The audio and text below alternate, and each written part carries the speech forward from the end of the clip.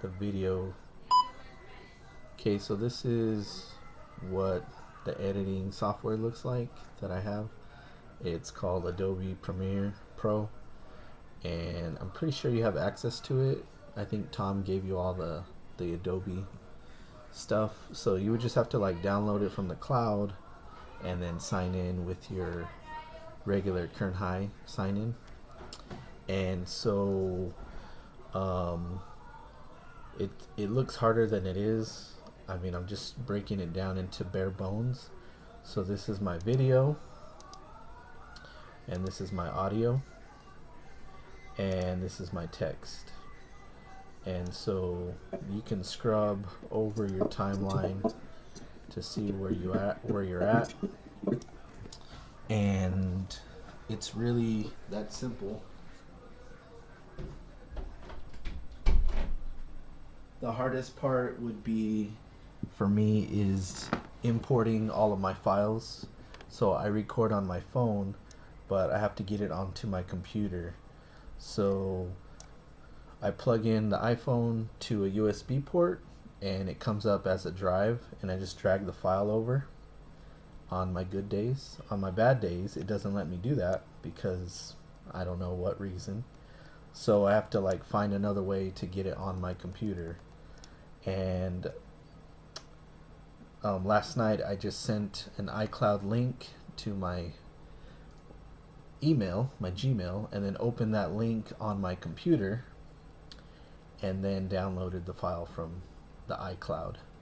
So I'm just trying to find different ways to troubleshoot this method that I'm using, and each time I've been successful at overcoming all of those challenges. But so once I import my media, it comes over here to this side, and so that's my video, pictures if I need them.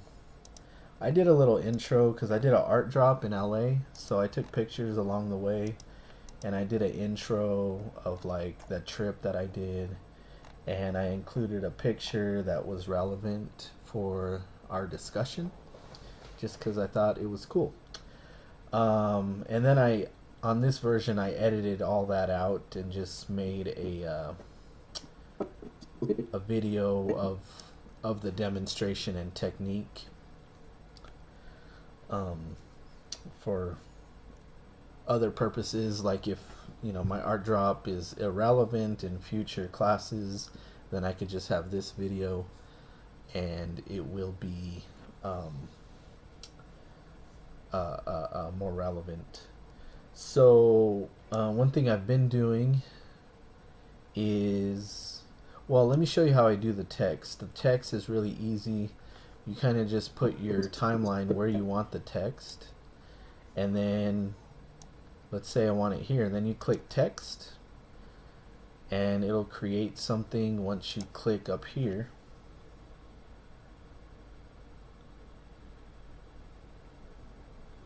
And you can type anything you want.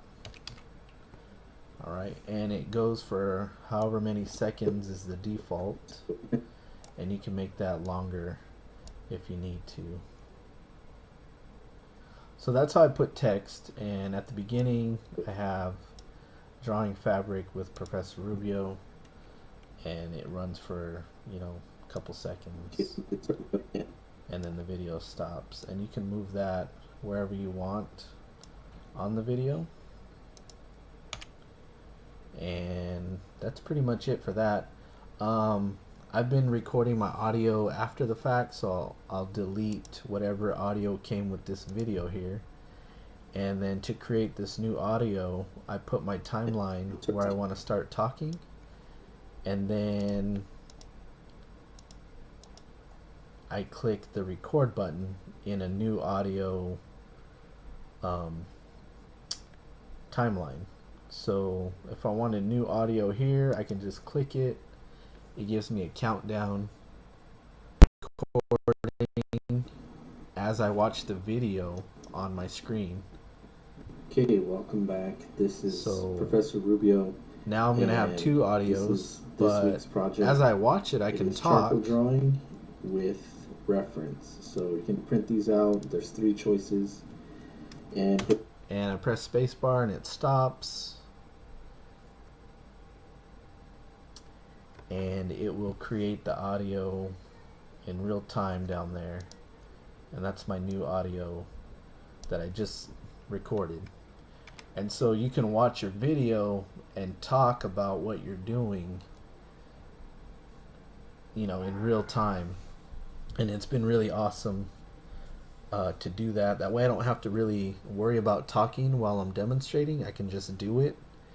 And when I watch it, I can just explain what I'm doing.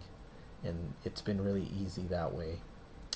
So in my head, I have what they've done before. And so things that I explain is like, you know, something that they would get in context. So I talk about the charcoal having numbers and letters on them, so they already know what that means. So in these videos, it's really just kind of focused to the classroom and what we've done over time. And it's not really, there's not a lot of fluff to it. It's just, this is how you do it, and this is how I want it done, and that's about it. But it is this program, and for my computer, it's really hard on it, because once I export this, I go to File, Export, and it's going to take me to the settings. I use H.264, and then the preset, I try to match the source of what I recorded with, which I don't have any clue what that means, but if I click match for source, it'll figure all that out for me. And it looks really good and sharp, so that's perfect. And then this will tell you how big it is down here. Huge. So if I click export, it's going to take about 2 hours to render the video and the audio and the graphics, which is fine. I just click export and I leave it doing that overnight, and I wake up and it's done. But I remember that's how it was in high school, and nothing's really changed. Anyways, that's how I do it. I'm pretty sure there's an easier way out there to do it. And yeah, that's it.